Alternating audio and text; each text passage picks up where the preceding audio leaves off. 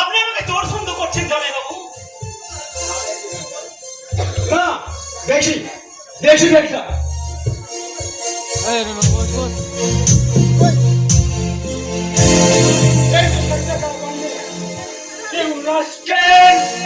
তোমাকে আমি পুলিশে দেবো। দোহাই তোমার, ওগো, ছেড়ে দাও।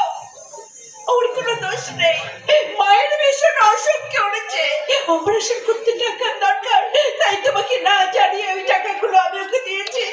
এবারের মতো তুমি ওকে ক্ষমা করে দাও। তবে রে শয়তান,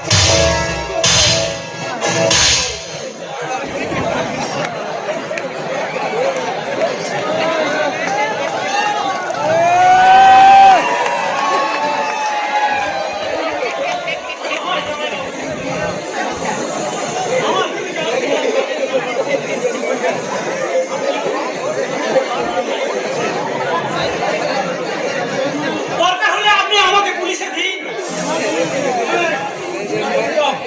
কিন্তু তুমি আমার স্ত্রী ভাই, শুধুমাত্র এই কারণে তোমাকে আমি ক্ষমা করে দিলাম। কিন্তু দ্বিতীয়বার যেন তোমার এই বাড়িতে ছায়াও না পড়ে, কথাটা মনে রেখো। ভাই রে, তুই কি সত্যি কোনোদিন আর এই বাড়িতে আসবি